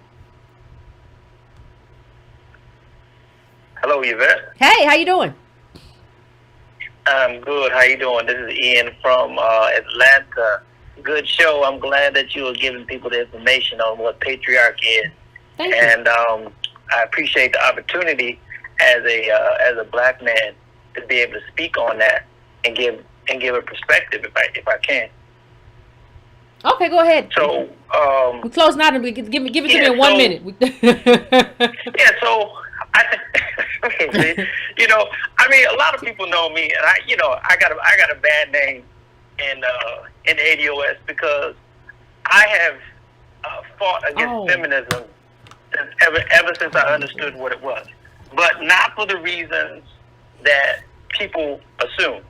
And I don't think patriarchy is a problem, just as much as matriarchy. I think anything in the hands of white supremacy is problematic, and I don't think that nuance is really understood by a lot of people. If you get what I'm saying. Mhm. No, so, I get that. I understand that. I understand. Yeah, that. So that's. Go ahead. No, I say anything in the hands of white supremacy. I understand that. Yeah, anything. And so, I think that the term the term patriarchy, right? Again, is something misleading because it separates the white woman from the white man, and then you come to the black woman, the black community, and then you can separate the black man and the black woman, when in fact that's something that's almost impossible, because both the woman and the man are a power structure in and of themselves. So and so for me, for someone who's had three girlfriends where I had to teach the kids how to read, 2 cases I had to deal with bullying in the school where you talked about being engaged in the school. The school didn't like the fact that a black male was coming up to the school addressing issues. There was blowback for that. The school system doesn't like black males being involved to that degree because of this whole so-called black patriarchy thing. You know what I'm saying? And so the reason I've always pushed back against this whole feminism, hyper patriarchy view is because I've had to suffer because of it. I couldn't live a normal life as a male. You know what I'm saying? And I couldn't do the things for my family, for the girlfriends, for their kids, that were like my stepchildren. I couldn't do the things that were necessary, just as a normal father. Understood. that other men were able to do because there was the stigma. Gotcha. And even when you get into politics, it's been the same thing. 1 minute. If you get into politics as a black man, they're going to tell you that you're misogynist if you push back on a female from a political perspective. I understood, fam. I appreciate you. That 1 minute is up, but I appreciate your perspective. Thank you so much for calling in. I think sometimes what happens though, in terms of getting a bad name, people feel like sometimes people personalize things and bring that into the conversation. But I appreciate what you said during the call, and I thank you for it. One last call. Let's try to end on a good note. 323. What's your name? Where you calling from? What's on your mind? Hey man, you know who this is. It's ABOS North. Hey North, how you doing? What's going on with you? Well, first I'm gonna ask you how you do, because I know you was going through hell just now. But anyway, waiting through these calls, I really wanted to kind of speak to, and I'll be short about this. I really wanted to speak to the mindset of these people, because I don't, because again, we have to stick to the point of that ADOS needs therapy. That's just what it is. I know a lot of folk believe in Jesus and all this other stuff, but physically, we need therapy. We do. Because you brought. Go ahead. I said we do. I just said we do. That's all I said. We do. Some kind of credit or something. We do. But go ahead, fam. I'm sorry. I'm just agreeing. And you talked about during the live about just these people on Twitter and some of the things that they're saying to you. I'm forgetting what it was, but because I had to wait so long. But anyway, what that really is speaking to is a mindset, because when you go through a lot of, let me just explain this. When you go through a lot of trauma, what ends up happening is you literally disconnect from reality. And we've been going through trauma for so long. This is why you have the mindset that you have. You see what I'm saying? Makes sense. It's just as simple as that. Yes. That's why they live in their imagination. They done disconnected. Right. That's why they live in their imagination, you say, is because they kind of disconnected from reality. And so with that being said, which is correct, with that being said, I don't want to go past that. Because we're going to keep asking ourselves the questions like, what's wrong with you? What's wrong with you? This person has disconnected from reality. You understand what I'm saying? I mean, if we could just put on a cape and be Captain Superman, then we would have been about it. We just would be like, I'm not going through this racism. I'm not going through through Jim Crow or medical apartheid or whatever you want to call it. That's literally what it is. Folks are sitting around with their cape on, so I'm Captain Superman, man, and I'm not going through this. That's literally what they're telling you when they say the stuff that they say outside of their neck to you. That's just literally what it is. And if we stick on that and treat it as what it is, that you need therapy, we need therapy, we all need therapy, then I think so far as the mindset, we can even get onto a playing field so far as how to be political and not political children. So this is kind of how to deal with things. So North, you saying this is kind of like a dissociative disorder in a way, right? So like when you come out, like how people who have been victims of like physical trauma too, say they kind of the expanse and kind of came out of their bodies. So what you're saying is just like this is like maybe physical, but a lot of this is psychological trauma. So you kind of come out of it, out of that situation. It's kind of dissociative. Yes, ma'am. Yes, ma'am. You got it. I never thought about it that way, but I think you're right. I think that's the point. And so with that being said, I mean, and think about it. So since the issues that we're going through are not being addressed, because again, there are no like ADOS therapists. You understand what I'm saying? I'm pretty sure anybody in the chat that if they went to therapy, they probably tried to find their own, and what they got linked with was the African or whomever else. I'm not down in them or anything like that, but your lineage is not the same. You have absolutely no idea what we're going through. You understand what I'm saying? And at best, if you got your mind together, you possibly could be an ally, like Zarina, like Afro Bookworm, like these folks. You understand what I'm saying? But again, we need therapy. And I can tell you firsthand, like I said, in order to be in those fields, I tried to be a doctor. I tried to make it work.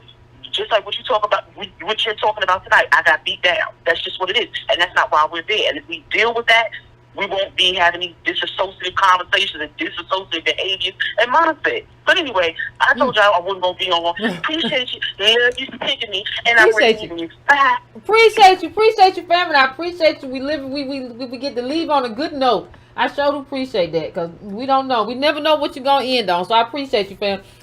And that's the end of the calls, fam. And I think she's got a point. Like, because when you talk to people, it's almost if sometimes like the life that you're telling them they live, even if you have the data and all that stuff, it doesn't register. So because of trauma, they have put themselves in this whole other world that they have invented. And that is like you have been traumatized, so you can't even place yourself in your own life. And I've heard about that happening many times, where something happens to you, is traumatic, and you said I look like the person who was looking at that happened to them. I wasn't in there.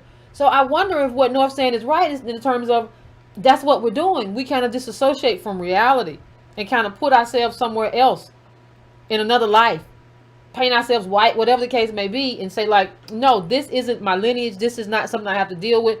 I'm over here on Millionaire Street. Yeah, that's a lot of necessary therapy. But anyway, fam, that is it for tonight. Thank you to all the callers. Please hit the like button. Please hit the subscribe button. Please hit the bell. If you want to donate, go to donatebrown.com or patreon.com/YCarnell or $breakingbrown. Also go to subscribe to brown.com to be added to my newsletter, to my email list. All that good stuff. Remember, it costs you no money to hit the like button. It costs you no money to hit the subscribe button.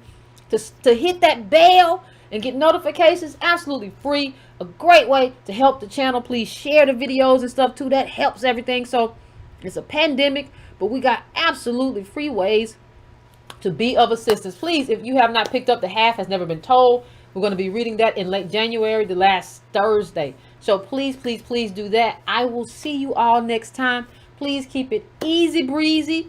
Finish your libation, and we will talk again soon.